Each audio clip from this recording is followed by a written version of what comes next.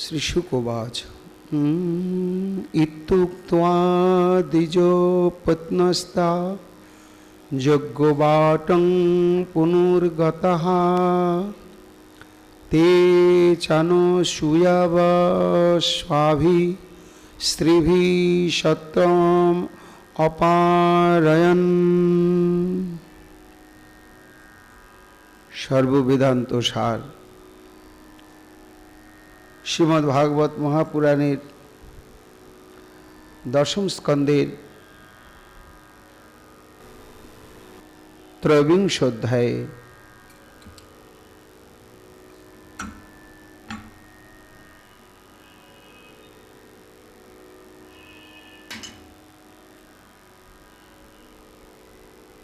श्री भगवानेर एक गूढ़ तात्पर्यमयी लीला प्रसंग वर्णन करते गिए पूज्यपाद श्रील सुखदेव गोस्वामी पाद तत्सम्मुखे उपविष्ट षष्ठी सहस्र देवर्षि राजर्षि ब्रह्मर्षि वृंद सह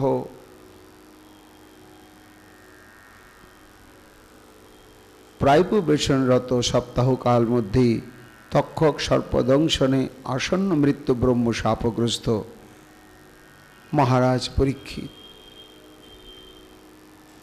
मरणशील मानुषेर एकमात्र कर्तव्यई हच्छे श्री भगवानेर लीला कथा श्रवण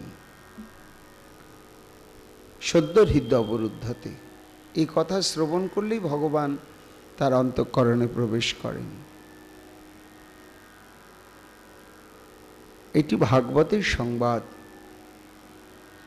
এবং শ্রীমুখে ভগবান বলেছেন মদ ভক্ত যত্র গায়ন্তি তত্র তিষ্ঠামি নারদ। যেখানে আমার ভক্তের আমার লীলা প্রসঙ্গে গুণানুকীর্তন হয় সেখানে আমি অবস্থান করি। সেইখানে তো তুমি থাকো ঠাকুর, কিন্তু কোন জায়গায় থাকো নির্দিষ্ট? ও আমার একটা নির্দিষ্ট জায়গাও আছে। নাহং তিষ্ঠামি বৈকুণ্ঠে যোগিনাং হৃদয় নচ। আমার ভক্তগণ যেখানে নাম গুণানুকীর্তন করে তাদের হৃদয়ই আমার নিত্য নিবাস ভূমি। আর প্রবেশের সৌভাগ্য আমার হয় তারা যখন শ্রবণের কপাট খুলে দিয়ে নিবিষ্ট চিত্তে আমার কথা শ্রবণ করে আনন্দিত হয়। ভাগবতের কথা শ্রবণ করে সর্বপাপ মুক্ত হওয়া, মানসিক শারীরিক পারিবারিক অশান্তি থেকে মুক্ত হওয়া, এগুলো হচ্ছে আনুষঙ্গিক কর্ম। এগুলোর উদ্দেশ্য নিয়ে ভাগবতী কথা শ্রবণের কোনো প্রয়োজন থাকে না। আমি ভগবানকে ভালোবাসি, যাকে ভালোবাসা যায় সব সময় তাকে দেখতে ইচ্ছা করে, তাকে ভালোবাসতে ইচ্ছা করে, তাকে পেতে ইচ্ছা করে এবং তার কথা সব সময় শুনতে ইচ্ছা করে। তা গোবিন্দের সঙ্গে ভক্তের নিবিড় ভালোবাসার সম্পর্ক, তাই তাকে দর্শনের ইচ্ছা, তাকে সেবা করবার ইচ্ছা, সর্বোপরি হচ্ছে তার লীলা কথা শ্রবণ ইচ্ছা। কেন? এই কেনর উত্তর নেই। যারা প্রেমিক ভক্ত তারা কৃষ্ণ কথা শ্রবণের পেছনে কেন আর রাখেন না? ভালোবাসি যে, এটাই। ভালোবাসার মানুষের কথা শুনবো না, শুনতে ভালো লাগবে না, জগতে আর কার কথা ভালো লাগবে? ভালোবাসার আকর্ষণে প্রেমিক রসিক ভাবুক ভক্তগণ হরিকথা শ্রবণ করেন, কিন্তু সবাই তো সেই স্থানে পৌঁছাতে পারেন না। সময় সাপেক্ষ তো। তাদের ক্ষেত্রে কি না, তারাও যদি হরিকথা গিয়ে শ্রবণ করতে বসেন, আমরা ভাগবতী কথার প্রথমে দিকে আলোচনা করেছি যে ভগবান বিচার করেন না সেই শ্রোতাটি পবিত্র না অপবিত্র অবস্থায় আছে, সে দীক্ষিত না অদীক্ষিত, কোন সম্প্রদায়ভুক্ত, তার বয়স কেমন, কি জাত, কিচ্ছু বিচার করেন না। যিনি বা যারা শ্রবণ করতে এসে বসেন, একটু অভিনিবেশ সহকারে শ্রবণ করেন, অমনি তাদের শ্রবণ নিবিষ্টতার সুযোগ বুঝেই কর্ণে প্রবেশ করে যান। এটি ভগবানের দুর্বলতা। এখন আমাদের একটা প্রশ্ন আসতে পারে যে ভাগবতের যদি এই সংবাদ হয়, তাহলে আমরা তো কতদিন থেকে এই কোচবিহারে কত অষ্টকালীন হচ্ছে, কত ভাগবতী কথা হচ্ছে, শ্রবণ করছি তো, কিন্তু মনে তো হচ্ছে না ভগবানকে সত্যি সত্যি পেয়েছি বা ভগবান সত্যি সত্যি আমার অন্তঃকরণে বসে রয়েছেন। ভগবান যার অন্তরে থাকবেন, অবস্থান করবেন, কোন ভগবান? সচ্চিদানন্দময় বপু শ্রী গোবিন্দ আমার। তো যাদের অন্তঃকরণে তিনি অবস্থান করছেন এবং সেই সম্পর্কে যিনি অবহিত থাকবেন, তার অবস্থাটি কেমন হবে? রস ছেবায়ং লব্ধা নন্দী ভবতি। সেই রসস্বরূপ পরম ব্রহ্মকে সে যে হৃদয়ে লাভ করেছে, এটি সম্যক উপলব্ধি হওয়ার সঙ্গে সঙ্গে আনন্দী ভবতি। কেমন? অপেক্ষা শূন্য। আনন্দের ঘটনার জন্য আনন্দ, বস্তুর জন্য আনন্দ, পরিবেশ না। যার হৃদয়ে সর্বদা সচ্চিদানন্দময় শ্রী গোবিন্দ রয়েছেন, তাকে দেখলেই বোঝা যাবে অপার আনন্দে রয়েছেন, এবং তার আনন্দকে নিরানন্দে আর কোনো দুঃখই পরিণত করতে পারবে না। শারীরিক, মানসিক, পারিপার্শ্বিক যত রকমই তার উপরে সংঘাত আসুক না কেন, তার অঙ্গচ্ছেদন হয়ে গেলেও সে হাসবেই। কেন হাসবে? দেহস্মৃতি না হয় যার ভবকূপ কাহা তার, সে তো শরীরের মধ্যে থাকে না।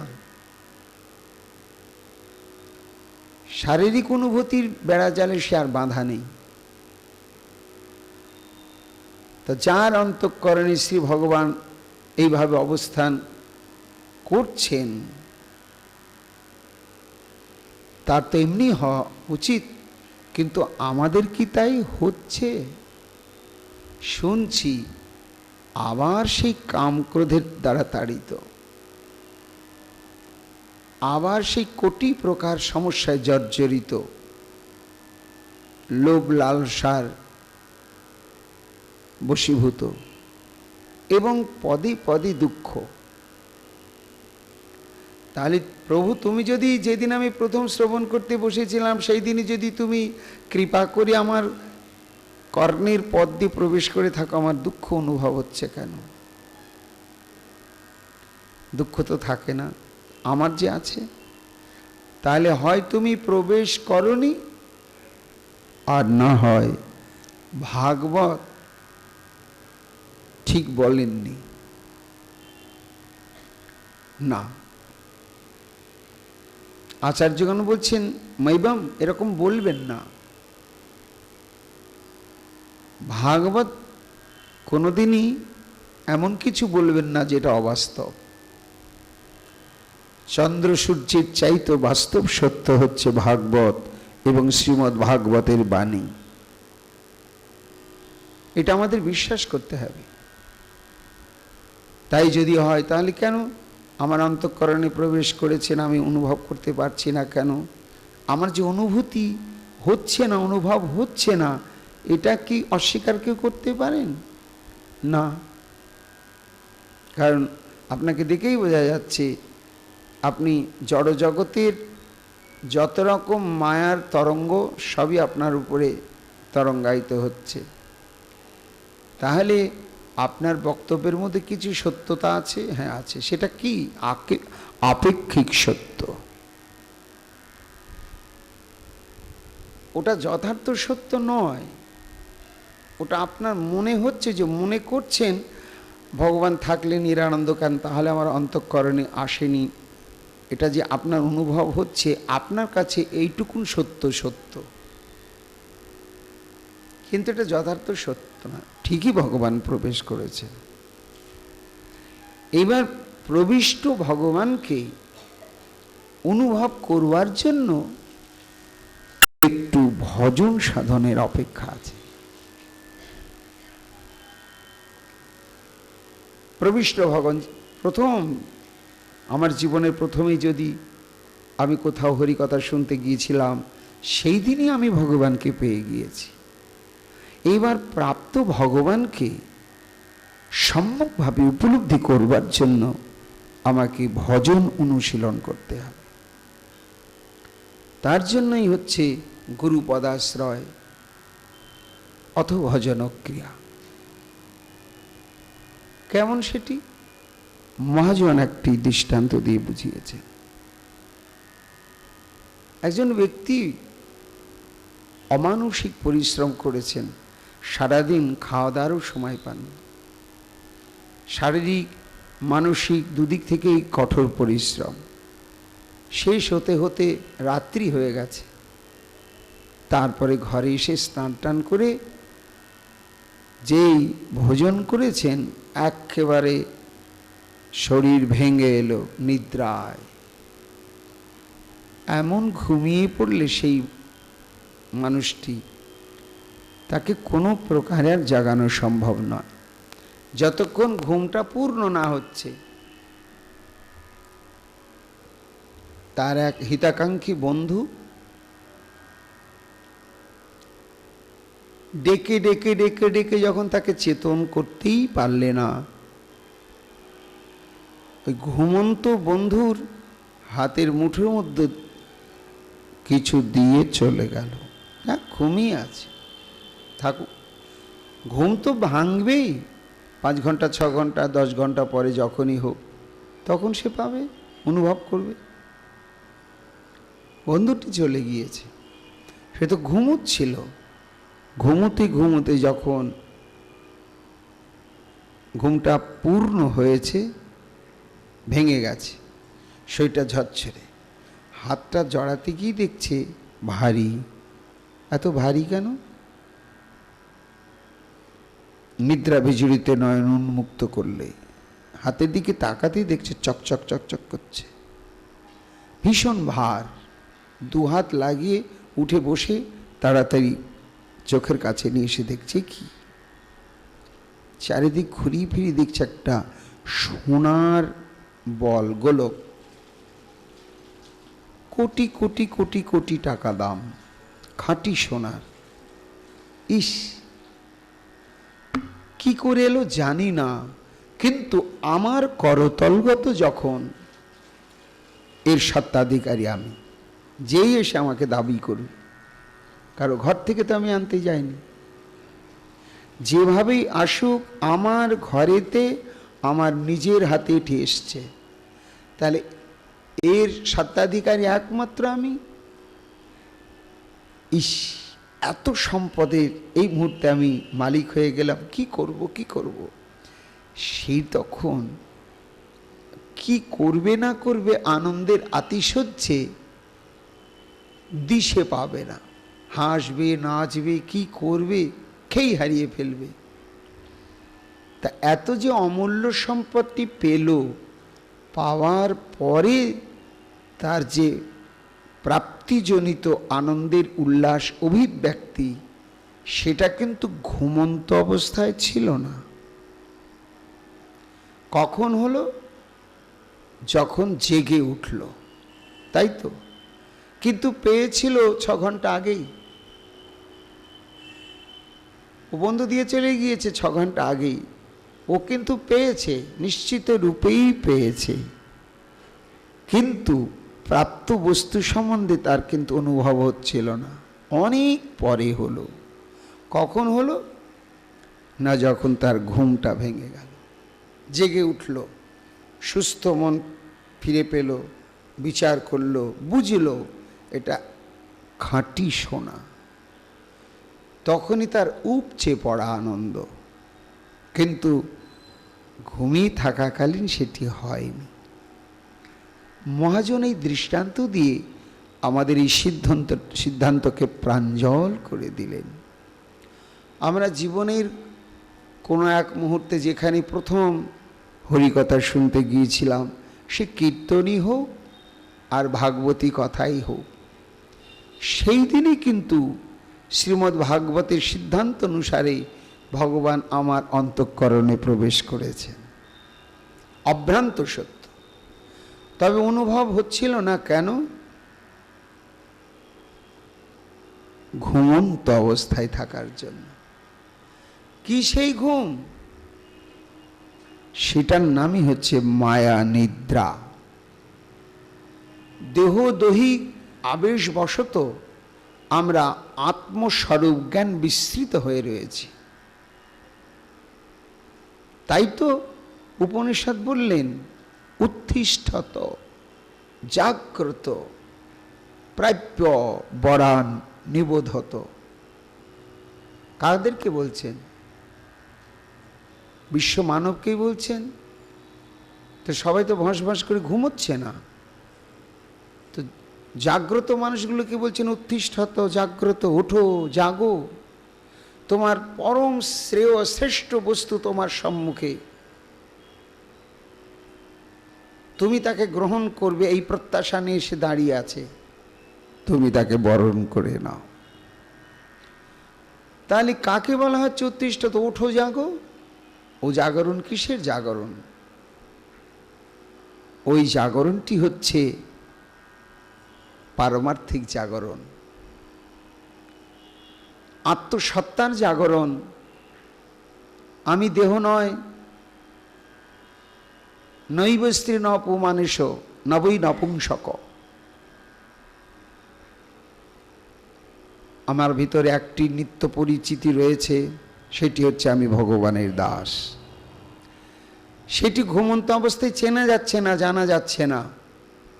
তাহলে জাগবো কি করে?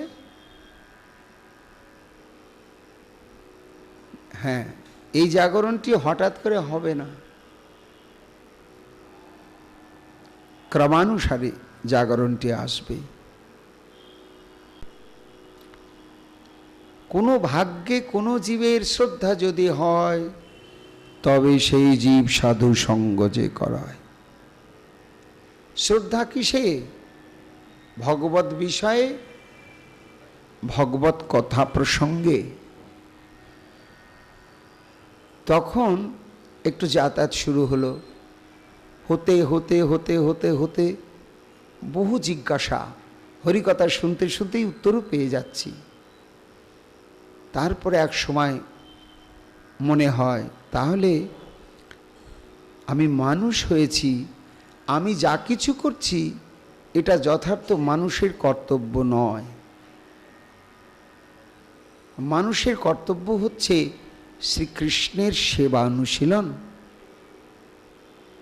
তাহলে ঘরে আমি শ্রীকৃষ্ণ বসিয়ে সেবা করতে শুরু করব? না, তা পারা যাবে না। কেন পারা যাবে না? পরম্পরায় পেতে হবে। ভগবান সেবা গ্রহণের জন্য লালসানি দাঁড়িয়ে আছেন, কিন্তু যাত্রার হাতে তিনি নেবেন না। কার হাতে নেবেন? যিনি সুসংস্কৃত হয়ে আসেন। কিভাবে? শ্রী গুরুদেবের আনুগত্যে। এই তো ঝামেলা। আবার গুরু কেন? গুরুদেব তো হরিনাম করতেই বলবেন। আমি যদি করি, কেঁদে কেঁদে করি, অন্ন জল ত্যাগ করে করি, তাহলে কি আমি ভগবানকে পাবো না?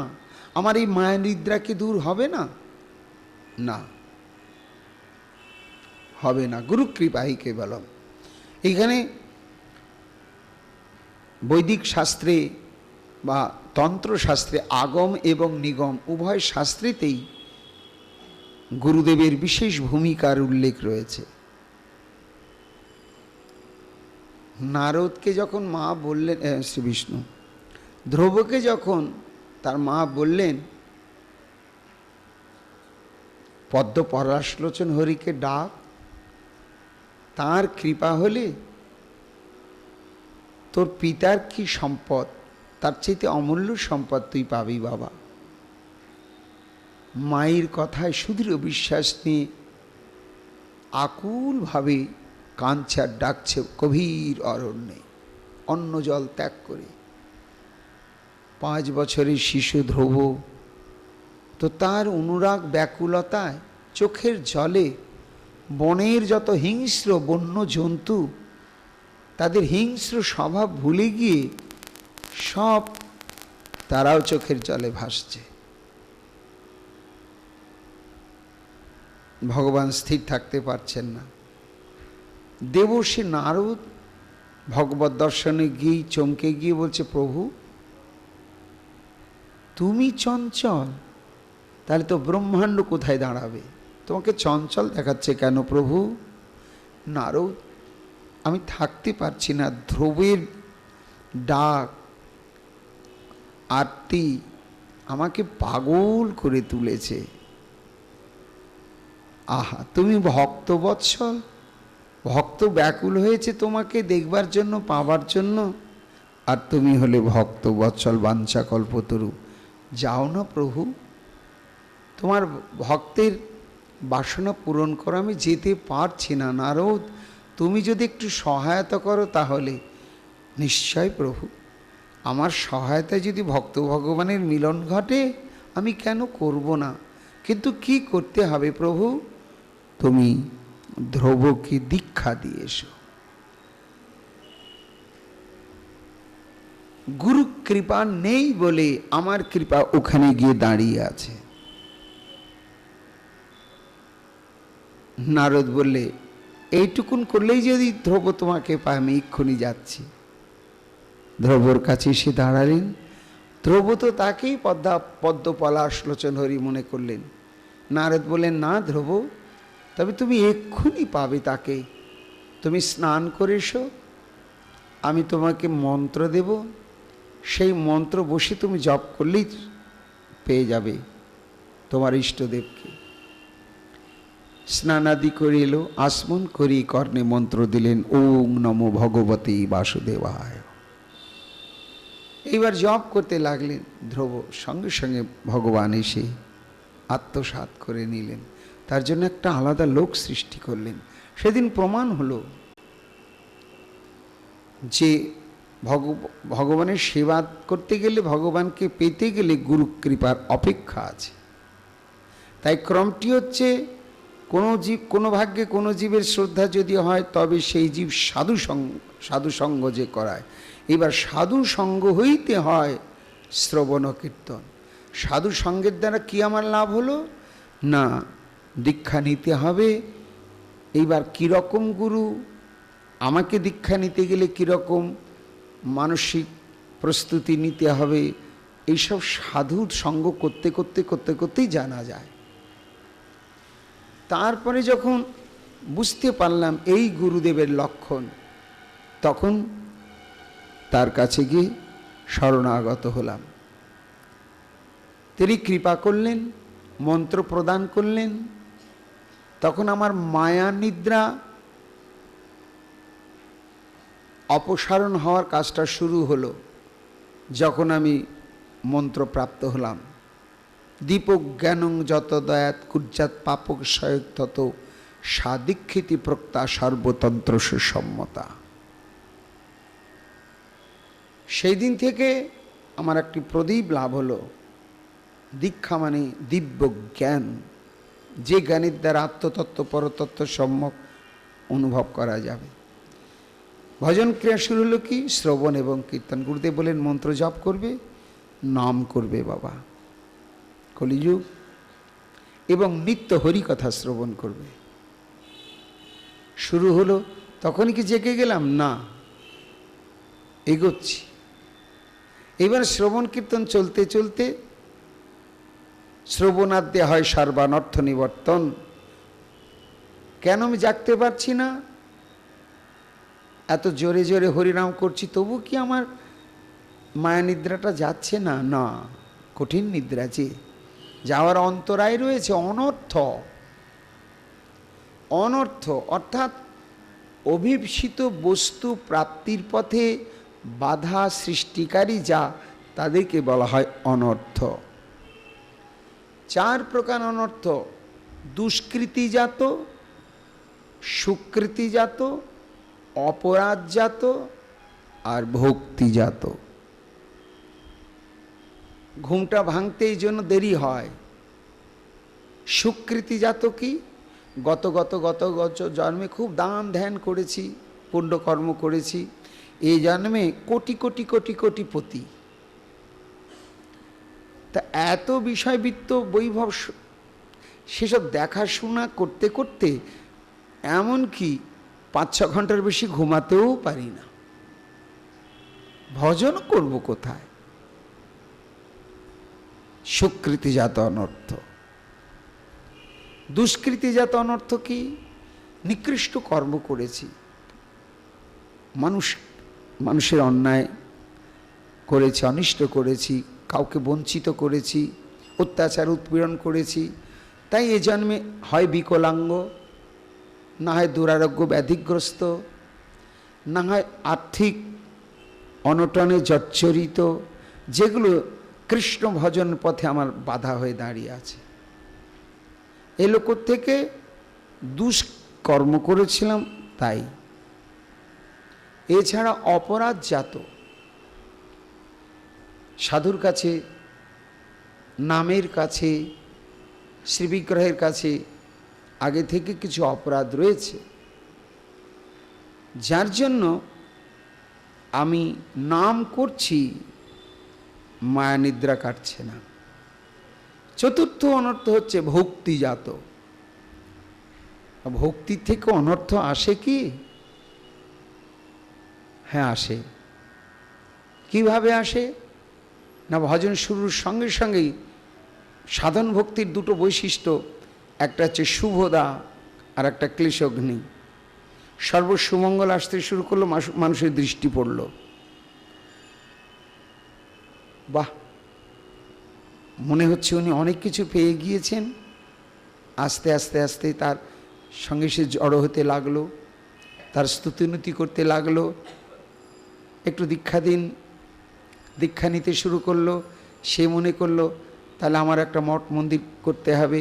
এইরকম প্রতিষ্ঠা বাড়তে বাড়তে বাড়তে বাড়তে তখন জপ ধ্যান ভজন করবে কি? এত কোটি কোটি টাকার সম্পত্তি আমার মরার পরে কে দেখবে? উত্তরসূরি কাকে করে যাব? আবার তাদের মধ্যে মামলা মোকদ্দমা আরম্ভ। এই সব নিয়েই জড়িয়ে জড়িয়ে হরিবোল হয়ে থেকে গেলাম। এলো কোত্থেকে? আমার ভক্তি সাধনার থেকে এলো। কিংবা মঠ মন্দিরের প্রতিষ্ঠাদি না হলো, অলৌকিক শক্তি এসে গেল, কারো মাথায় হাত দিলাম, ক্যান্সার সেরে গেল, হয়ে গেল, দলে দলে লোক আসছে, আর আমিও ভাবছি আমার ভগবান পাওয়া হয়ে গেছে। স্তব্ধ হয়ে গেল কিন্তু আমার লক্ষ্য। আমি কিন্তু মায়া নিদ্রায় নিদ্রিতই থেকে গেলাম। কিন্তু এলো কি করে এইসব অলৌকিক শক্তি? ভক্তি সাধনার ফলশ্রুতি রূপে। তা এই শ্রবণ কীর্তন আদি চলতে থাকলে এই যে 4 প্রকার অনর্থ আছে, এগুলো কাটে কি? সেই শ্রবণ এবং কীর্তনের দ্বারা। ভাগবত কথা বা লীলা কীর্তন এবং হরিনাম জপ কীর্তন, এর দ্বারাই এগুলো খণ্ডন হয়। কিভাবে খণ্ডন হয়? ধীরে ধীরে। প্রথমে হয় একদেশবর্তিনী। 16 আনা অনর্থের মধ্যে 1 আনা ক্ষয় হলো। যদি আমি দৃষ্টি রেখে ভজন করি যে আমার অগ্রগতি হচ্ছে কি হচ্ছে না, এই দৃষ্টি রেখে করি, তাহলে চলতে থাকলে প্রথমে 1 আনা হয়, মানে 16 আনার 15 আনা। তখন একে বলে এক দেশবর্তিনী। তবু চলছে, আনন্দ হচ্ছে না, একটু কমেছে মনে হয়। বহু দেশবর্তিনী, 16 আনার 10 আনা চলে গেল, মানে অর্ধেকের বেশি গিয়েছে, 6 আনা আছে। আনন্দ হচ্ছে, আস্তে আস্তে নিজেই বোঝা যাচ্ছে আর কারো পরচর্চা নিন্দা করতে ইচ্ছা হচ্ছে না, কেউ কিছু বললেও মান অপমান বোধটা আসছে না, মনটা স্বাভাবিক থাকছে। কোনো আকস্মিক ঘটনা ঘটে গেলে সংসারে চিত্ত বিচলিত হচ্ছে না, সবই তোমার ইচ্ছাই হচ্ছে প্রভু। তখন আনন্দ হচ্ছে, না নিশ্চয়ই তার কৃপা হচ্ছে। তো ওই যে বহুদেশবর্তিনী এইবার প্রায় কি মানে 10 আনা ক্ষয় হয়েছিল, 6 আনা ছিল, সেটারও মানে 15.5 আনা ক্ষয় হয়ে গেছে। তো অর্ধাংশ রয়েছে, এটাকে প্রায় কি বলে, প্রায় কি নিবৃত্তি। তখন কিন্তু ভজনের অনেক কিছু অনুভব হতে থাকে। কৃষ্ণ বলার সঙ্গে সঙ্গেই ভেতরটা একটা অনুভব জাগবে। চিত্রপট হোক আর বিগ্রহ হোক, সামনে বসলেই একটা আনন্দ হবে, আপনজন মনে হবে, মনে হচ্ছে যেন কথা বলছে আমার সঙ্গে। তা ওই যে 15.5 আনা চলে গিয়ে অর্ধাংশ রয়েছে, ওটাকে বলা হয় প্রায় কি।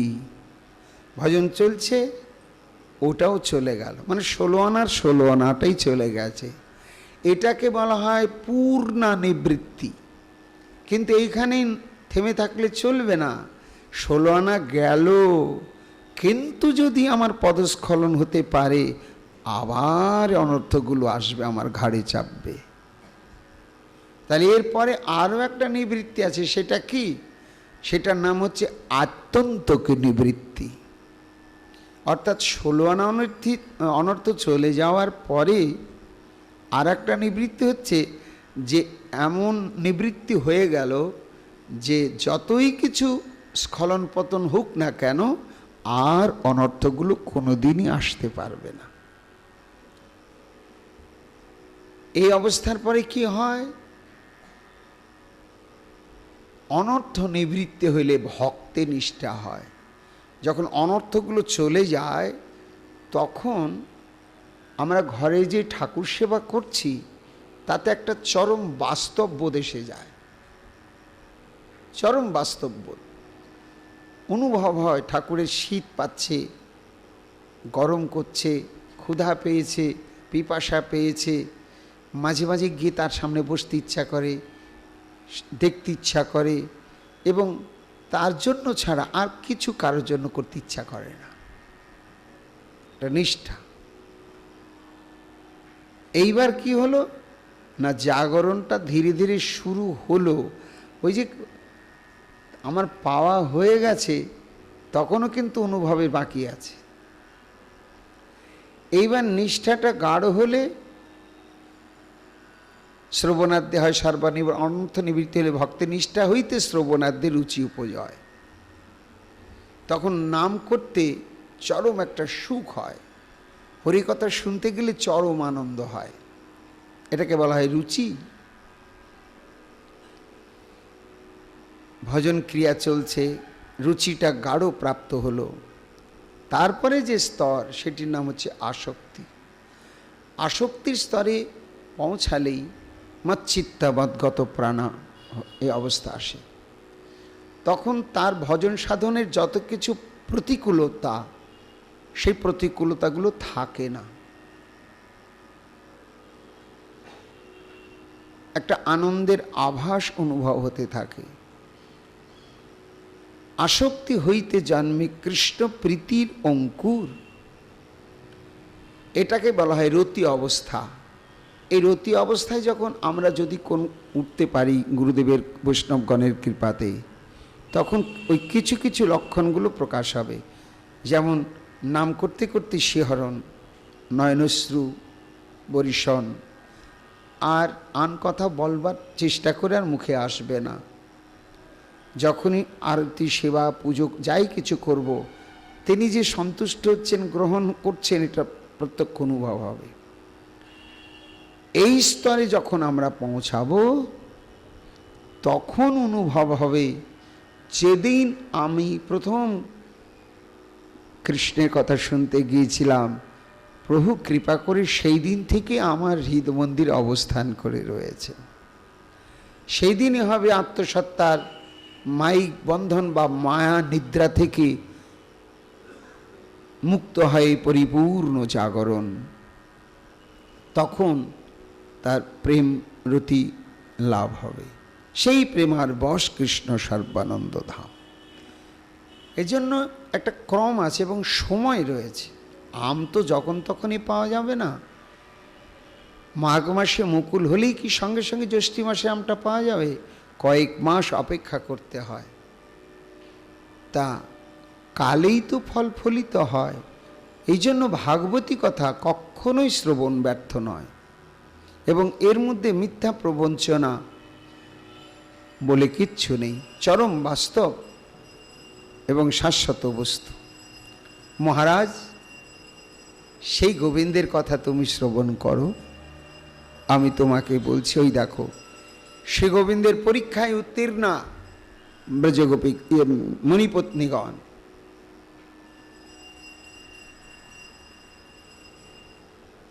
আমরা আর কোথায় যাব? গিয়েই বা কী করব? আর দক্ষিণা তো আমাদের দেহ মনোপ্রাণ তোমাকে দিয়েই দিয়েছি। তার উত্তরে গোবিন্দ বলে, না, তোমাদের যেতে হবে, কিছু অসম্পন্ন কাজ আছে। কি কাজ হে গোবিন্দ? না, এই যে তোমরা শাস্ত্রজ্ঞান সদাচার কিছু না থাকলেও আমার কথা শ্রবণ করে, আমার ভক্তির সঙ্গ করে যে আমাতে তোমরা অচলা রতি, কেমন রতি? জ্ঞান শূন্যা রতি লাভ করেছ।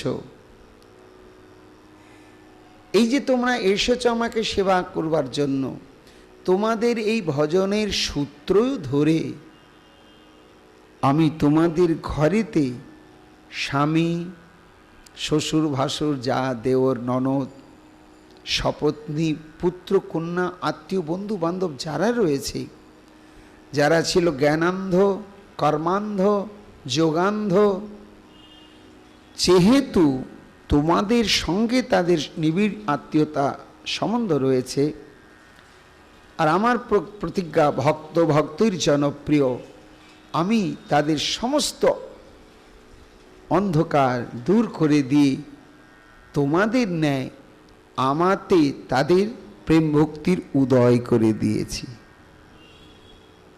তোমরা যদি ফিরে যাও তাহলে এক আলাদা জগতে যে প্রবেশ করবে, দেখবে তারা পরম ভক্ত হয়ে গেছে।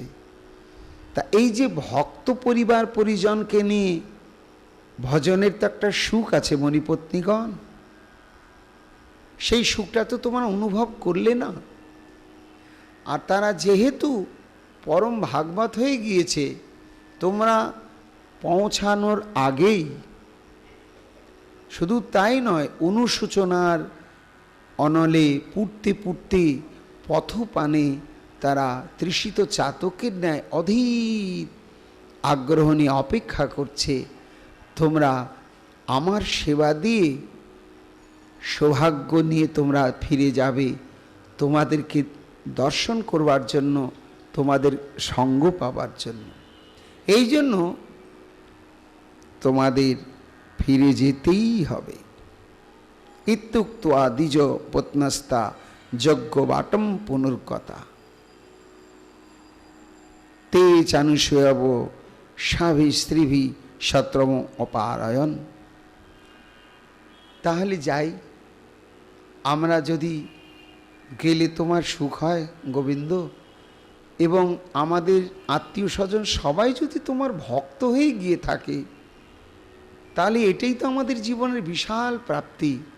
আর আমাদের কৃষ্ণ ভজনে বাধা থাকবে না, গোবিন্দ সেবাতে আর বাধা থাকবে না। আমরা প্রাণ খুলে যখন তখন তোমার কাছে এসে আমরা গোচারণ ক্ষেত্রে তোমাকে দর্শন করতে পাবো, নাম করতে পারবো, ঘরে প্রাণ খুলে তোমার ভজন করতে পারবো। তাহলে আমরা আসি হে গোবিন্দ। কিছু আর চাইবার নেই তো? যদি থাকে তাহলে বলো। লীলাটির সঙ্গে সাদৃশ্য রয়েছে রাসলীলার। সর্বধর্ম লঙ্ঘন করে ব্রজ গোপীগণ এসেছিলেন, মণিপত্নীগণও এসেছেন, একই সম্বোধন করেছেন স্বাগতং বো মহাভাগা। সেখানে কোনো কোনো গোপী বা কতিপয় গোপী স্বামী আত্মীয় স্বজন কর্তৃক বাধাপ্রাপ্ত হয়ে তারা যথাবস্থিত শরীর ত্যাগ করে একটা স্বতন্ত্র কৃষ্ণ সেবাযোগ্য দেহ নিয়ে তারা গোবিন্দের কাছে এসেছিলেন। এই অন্নভিক্ষা লীলাতেও একই ঘটনা। কিন্তু ওখানে যখন গোবিন্দ তাদেরকে প্রতিসেবার জন্য বারবার ঘরে যেতে বললেন, আশ্বাস দিলেন ঘরে গেলে তোমাদের কোনো আর প্রতিকূলতা থাকবে না, গোপীরা একটাই বলে কেটে দিলেন, তোহে শোপিত জিউ তোয়া রস পাব, তোয়া পদ ছড়ি অব কো কাহা যাব। এটা কিন্তু মণিপত্নীরা বলতে পারেনি, গোপীরা বলেছিল। কোথায় বাড়াচ্ছ, আমাদের তো আর ঘর নেই, একেবারে আর ঘর নেই, ঘর চিনিও না। কোথায় আমাদের বাড়ি ছিল, কে স্বামী, কোন দিকে, কত আত্মীয় ভুলে গিয়েছি, বাস্তবেই ভুলে গিয়েছি। গোবিন্দ কোথায় যাব? তুমি স্বামী, তমেব মাতা চ পিতা, তমেব বন্ধুশ্চ সখা তমেব। তুমি তো আমাদের সব, আর তোমার চরণই তো আমাদের গৃহ। তা তোয়া পদ ছড়ি অব কো কাহা যাব। তা নিজের ঘরে যদি মানুষ ফিরে আসে, তা নিজের ঘর ছেড়ে আর কোথায় যাবে? নিজের ঘর ছেড়ে কি আর পরের ঘরে কেউ যায়? প্রবাসে কেউ যায়? আমরা যাব না, কোথায় যাব? জানি না আমাদের যাওয়ার মতন জায়গা আছে কি না, আর জানবার ইচ্ছাও করি না। এত কহল জব যৌবত মেলি, শুনি নন্দনন্দন হর্ষিত ভেলি। এটি মণিপত্নীগণ বলতে পারলেন না। যখনই গোবিন্দ নিশ্চিত আশ্বাস দিলেন যে তোমাদের আত্মীয় স্বজন সব ভক্ত হয়ে গিয়েছে, তোমাদের আর কোনো প্রতিকূল পরিবেশ নেই, এটাকে কিন্তু এরা মেনে নিয়েছিলেন। এই জন্য রাসলীলার মতন এদের সৌভাগ্য পেতে অপেক্ষা থেকে গেল। যাই গোবিন্দ।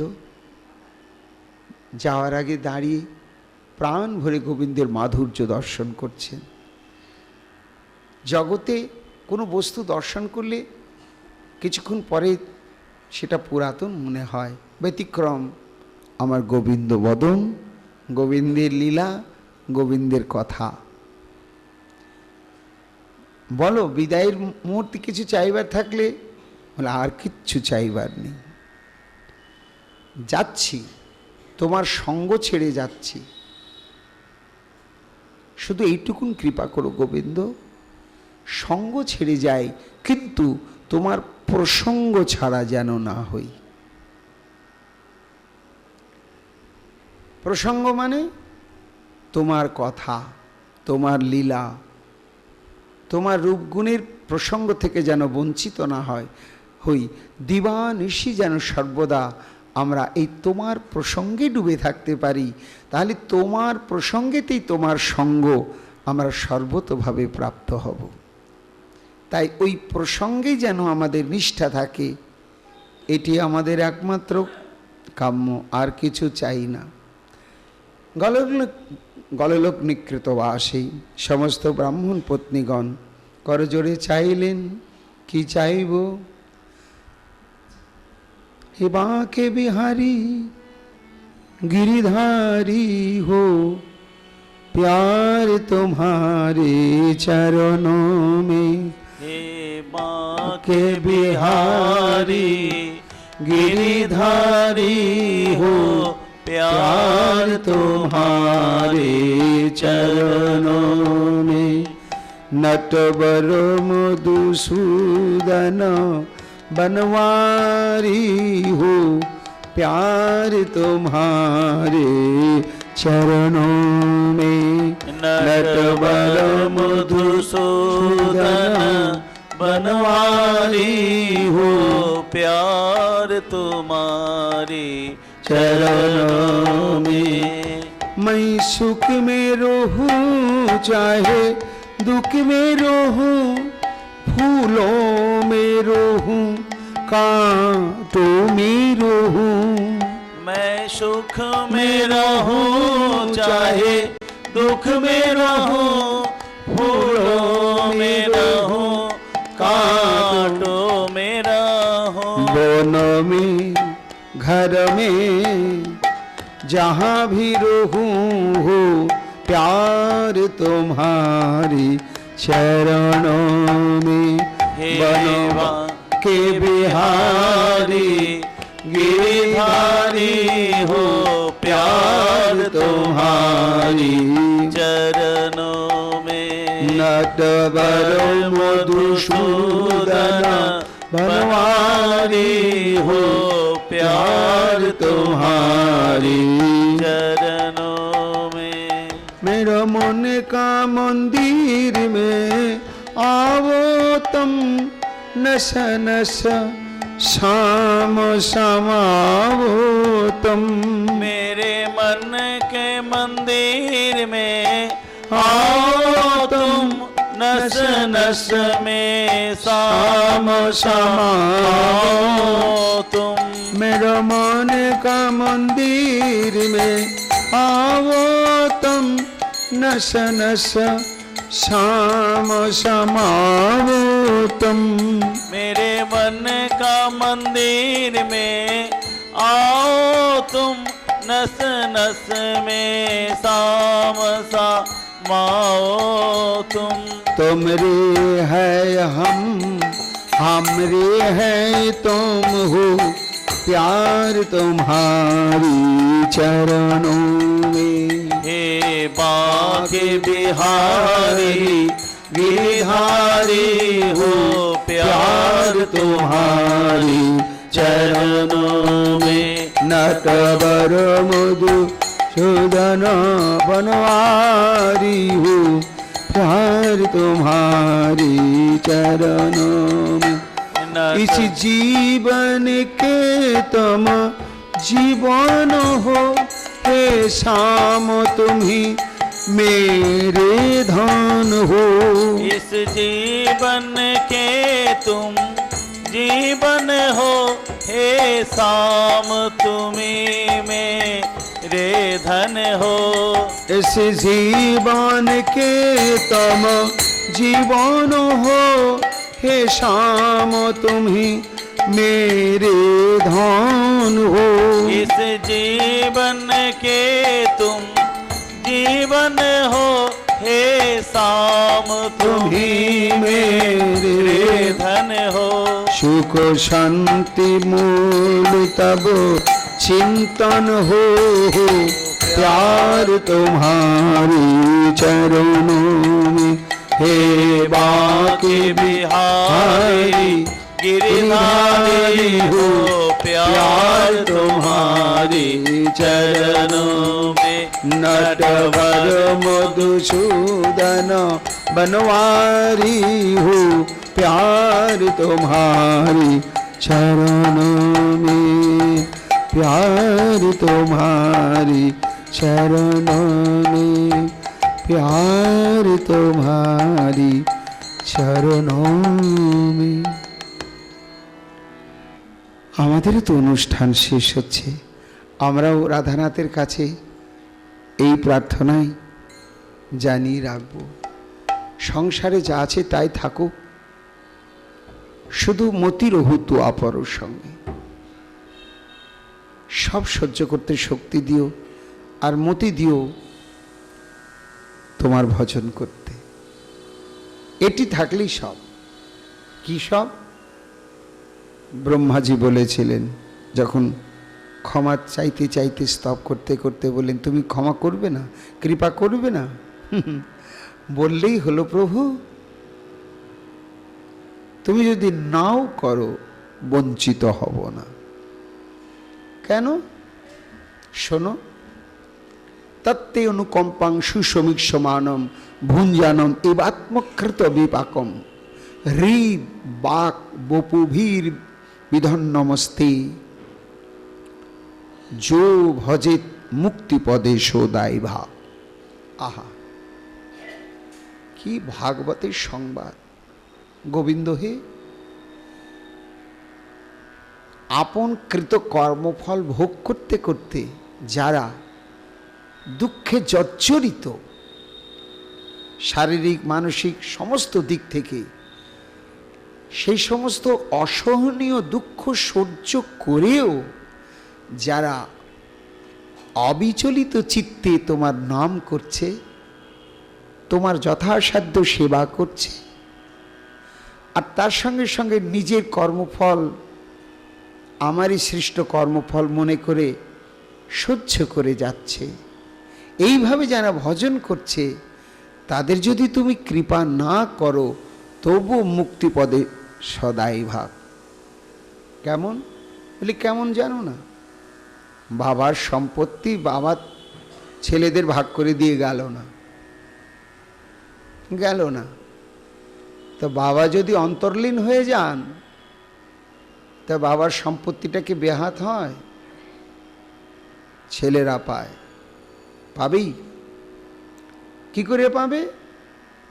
উত্তরাধিকার সূত্রে।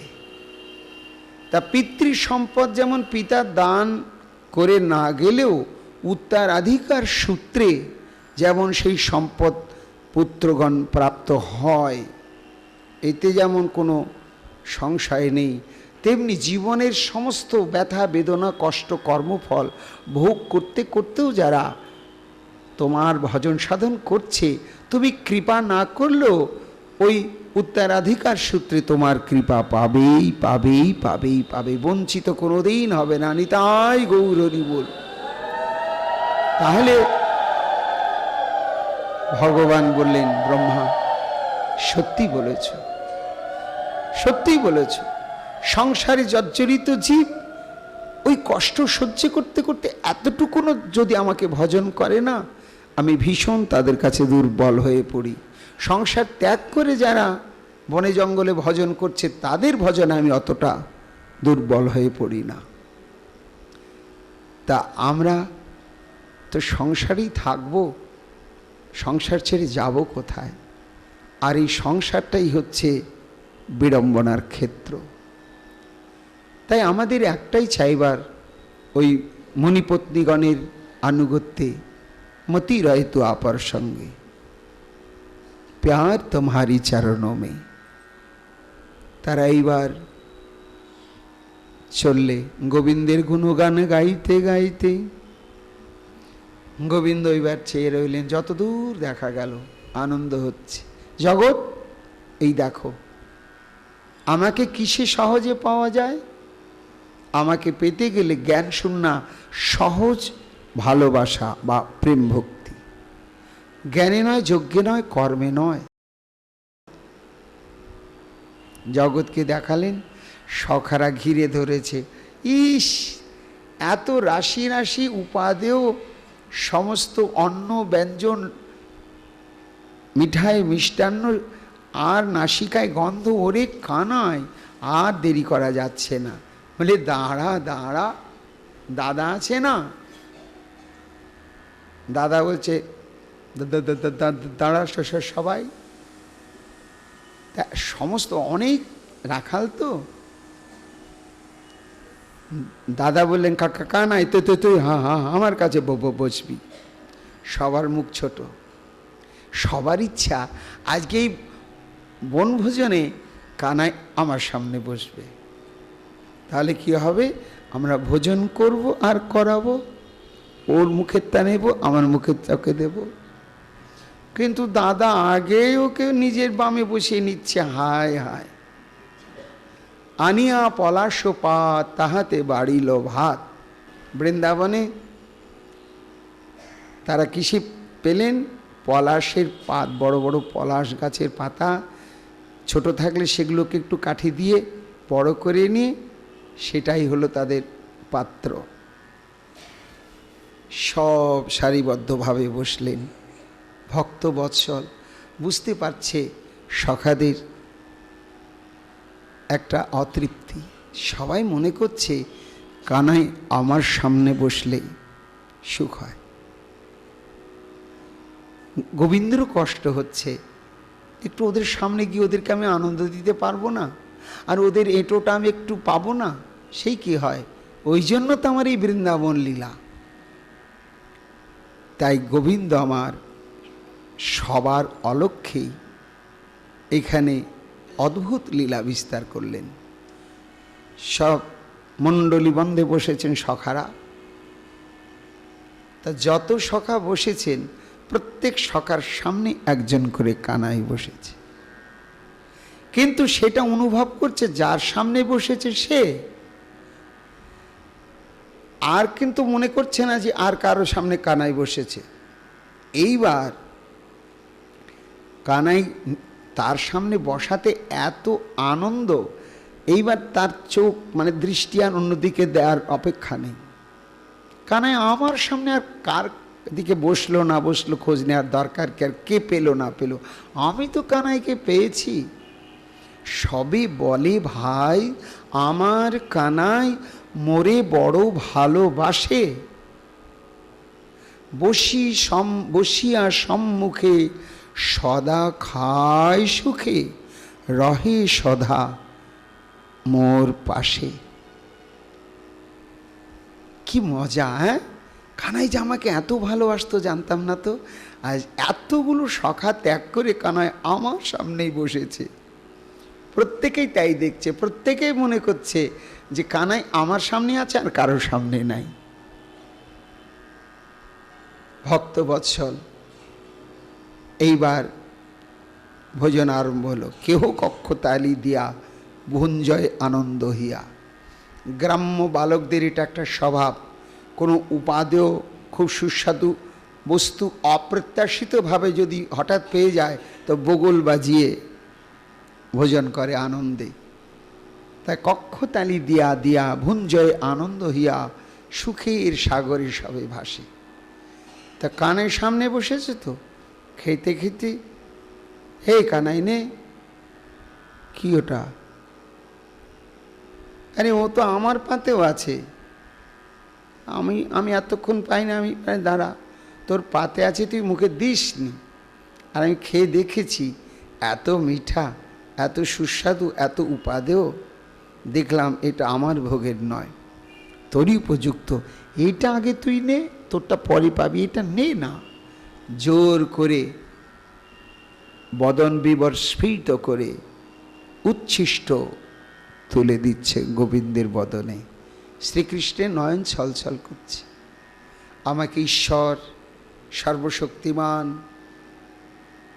পাপ পুণ্যের অধিকর্তা এইসব জ্ঞান করে দূরে রেখে ভয়ে ভক্তি করো, তাতে আমার সুখ হয় না। ভালোবাসতে বাসতে বাসতে বাসতে বাসতে এইভাবে আমি ভগবান কথাটা ভুলে গিয়ে যখন এবংবিধ আচরণ করতে পারবে কেউ, শুদ্ধ প্রেম ভক্তির লাভ করে, সেই সেবাতে আমার চরম সুখ, সেই প্রেমেতে আমি চিরকালের জন্য আবদ্ধ। আজ কি আনন্দ! বন্য ভোজন রসকেলি, তাদের আনন্দ আর ধরে না। ভোজন ক্রিয়া চলছে। ভোজনও করিয়া সায়, আচমন করি তাই, গুণগায় উদ্ধব দাসে। এইভাবে যাজ্ঞিক মণিপত্নীগণের অন্ন ব্যঞ্জন আদি শ্রী গোবিন্দ সখাগণ পরিবৃত হয়ে মুণ্ডলীবন্ধে বসে প্রাণ ভরে ভোজন করলেন। এ তো অন্নব্যঞ্জন নয়, এ হচ্ছে যাজ্ঞিক মণিপত্নীগণের হৃদয় নিংড়ানো প্রেম ভক্তি। যখন এদিকে এই ভোজন লীলা চলছে, মণিপত্নীগণ দুরু দুরু বক্ষে ফিরে চলছেন তাদের আপন আপন কুটিরে। কি দেখব? তাদেরকে দর্শন মাত্রেন সমস্ত ছুটে এসেছে আত্মীয়বর্গ, স্বাগতম স্বাগতম, এসো এসো। তাদের চেতনা লাভ হয়েছে। হয়ে তারা আত্মধিক্কারে ধিক্কৃত। ধিক জন্মম শাস্ত্রীবিদ বিদ্যাম ধিক ব্রতম ধিক বহু জ্ঞানতম ধিক কুলং ধিক ক্রিয়াদাক্ষং বিমুখা যে তদক্ষ যে। ধিক, আজ আমাদের কাছে শ্রী গোবিন্দ এসেছিলেন আমাদের সেবার সৌভাগ্য প্রদান করবার জন্য। তিনি পূর্ণানন্দময় চিন্ময় পূর্ণ তত্ত্ব। তার ক্ষুধা পিপাসা আছে নাকি? তার তো ক্ষুধা পিপাসা নেই। আছে। কেন আছে? ভক্তের সেবা গ্রহণের জন্য। আর যদি তার ক্ষুধা পিপাসা না থাকে তাহলে ভক্ত কার জন্য রন্ধন করবে? কার জন্য নিবেদন করে নয়নের জলে ভাসবে আর বলবে ভজপতিত উদ্ধারণ শ্রী গৌর হরি সুখারুখা এক মুষ্টি করহ ভোজন? কার উদ্দেশ্যে বলবে? যদি ভক্ত জানতো তার ক্ষুধা নেই, তার পিপাসা নেই, তার অভাব নেই, তার দুঃখ নেই, তার শীত গ্রীষ্ম নেই, সবই আছে। কেন আছে? ভক্তের সেবা বাসনা জাগিয়ে দেওয়ার জন্য। তিনি হলেন প্রেম ভুখা, ভক্তি ভুখা। তারা আত্মধিক্কারে ধিক্কৃত হয়ে নয়নের জলে ভাসতে লাগলেন যে আহা, এই সমস্ত পত্নীগণ নাসাং দ্বিজাতি সংস্কার ন নিবাস গুরাবপি ন তপ আত্মমীমাংসা ন শৌচং ন ক্রিয়া শুভা। অথচ এরা তত্ত্বটি বুঝল যে শ্রীকৃষ্ণকে সেবা দেয় একমাত্র জন্মের সার্থকতা এবং জন্মের মুখ্য কর্তব্য। তাই এরা ধন্য। অহো বয়ং ধন্যতমা জিসাং নস্তাদৃশী স্ত্রিয় ভক্তা ইয়াসাং নতির্জাতা অস্মাকং নিশ্চলাহর। এইবার তাদের একটা আনন্দ হতে লাগলো। আমরা ধন্য, আমরা ধন্য। কেন না, এই সমস্ত মহা মহা মহা ভক্তিমতী মহাভাগ্যশালিনী পত্নীগণের আমরা স্বামী হতে পেরেছি। আমরা স্বামী। এই যে পরম ভক্ত পত্নীগণের সঙ্গে যে আমাদের একটা আত্মীয়তার সূত্র, এটি আমাদের চরম ভাগ্য। এই বলে তারা কাঁদতে লাগলেন, বললেন গোবিন্দ, আমরা মণিপত্নীগণের আমাদের স্ত্রীগণের মতন সৌভাগ্য থেকে বঞ্চিত থাকলাম। আমরা তোমার কাছে যেতে পারবো না।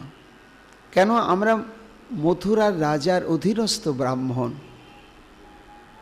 আমরা যদি যাই তোমার কাছে আরাধনা করি, তোমার সেবা পূজা করি, কথা রাষ্ট্র হয়ে যাবে, তাতে অনেক বিড়ম্বনা আসবে। আমাদের পত্নীগণ তারা লুকিয়ে গিয়েছিল, কিন্তু আমরা তো এইভাবে যেতে পারবো না। আর যাওয়ার মতন আমাদের মুখও নেই। তুমি ক্ষুধার্ত হয়ে আমাদের কাছে গোপ বালকগণকে পাঠালে, তারা কত বিনীতভাবে আমাদের কাছে তোমার ক্ষুধার কথা বিজ্ঞাপিত করলে, জানালে, কিন্তু প্রভু আমাদের বিন্দুমাত্র চৈতন্য হলো না। এমনি তোমার মায়া, এই মায়াতে কেউ স্থির থাকতে পারে না। আহা, হিত্যান্যান ভজতে যা শ্রী পাদস্পর্শ সকৃত আত্মদোষাপবর্গেন তদস্মা জনমোহিনী। এই যে জনমোহিনী মায়ার দ্বারা আমরা যোগী, ঋষি, মুনি, ব্রহ্মজ্ঞানী হওয়া সত্ত্বেও এই মায়া থেকে মুক্ত হতে পারলাম না। তুমি কোন তত্ত্ব? হিত্বা অন্যান ভজতে যৎ স্ত্রী পাদস্পর্শা সকৃত। একবার মাত্র, বারবার না, একবার মাত্র তোমার চরণ স্পর্শ পাবার অধিকার লাভ করবার জন্য বৈকুণ্ঠের ষড়ৈশ্বর্য পরিত্যাগ করে মা লক্ষ্মী ভজতে, বৃন্দাবনের বৃক্ষতলে বসে কঠোর ভজন করে চলেছেন। সেই তুমি কিনা অযাচিতভাবে আমাদেরকে ধন্য করবার জন্য ক্ষুধার সংবাদ দিয়ে তুমি তোমার সহচরবৃন্দকে পাঠিয়েছিলে প্রভু, কিন্তু তোমার মায়াতে আর আমাদের এই জ্ঞানান্ধতা দোষে আমরা তার সম্মুখ অনুভব করতে পারিনি। তাই এই মুখটা নিয়ে তোমার কাছে যাওয়াও আমরা লজ্জিত। তাই এখান থেকে তোমার উদ্দেশ্যে প্রণাম করি। নমস্তুভ্যং ভগবতে কৃষ্ণায় কুণ্ঠ মেধসে জন্মায়া মোহিত ধিয়ো বভ্রাম কর্ম বর্তমসু। হে ভগবতে কৃষ্ণ, হে গোবিন্দ, তোমার চরণে আমাদের সহস্র সহস্র প্রণাম গ্রহণ করো। তারা গোবিন্দের উদ্দেশ্যেই সম্মিলিতভাবে সমস্ত মুনিগণ ব্রাহ্মণগণ প্রণাম নিবেদন করলেন। ইত্যবসরে মণিপত্নীগণও ফিরে এসে তাদের সঙ্গে যুক্ত হলেন। অপার আনন্দ। সুখদেব গোস্বাইপাদ এইখানেই তার লীলা প্রসঙ্গ সমাপ্ত করলেন। মহারাজ, এই কথার আদি নেই, অন্ত নেই, বলারও আদি নেই, অন্ত নেই, শ্রবণেরও আদি নেই, অন্ত নেই। তবে আবির্ভাবটির অভাব। এই লীলাতে ভগবান জানালেন কি কি? এক গোবিন্দের সেবা করলে সবার হয়ে যায়। স্বতন্ত্রভাবে আর কোনো দেবদেবীর উপাসনার কোনো অপেক্ষা থাকে না। এই লীলাতে তিনি জানালেন যে তার চরণকে একান্তভাবে আশ্রয় করে পড়ে থাকলে দুমুঠো অন্নের অভাব হয় না, হবে না। তাহলে তিনি মিথ্যাবাদী হয়ে যাবেন। अगर न करे नकरी पंछी ना करे कम, दास मालिक कहा गए सबको दाताराम। बिना बन मिले लकड़ी, बिना सैर मिले नीर, दरिद्र घर में आहार मिले जा सपक्ष रघुबीर। तार चरणे निष्ठ हয়ে পড়ে থাকলে কোনো অভাব থাকবে না। আর কি তিনি জানালেন? তাকে পেতে গেলে সহজ পথ ভক্তি সাধনার। আর কি তিনি জানালেন? তাকে পেতে গেলে প্রচুর বাধা আসবে, প্রচুর বাধা আসবে, শরীর মন পারিপার্শ্বিক চারিদিক থেকে। কিন্তু সে বাধায় থেমে থাকলে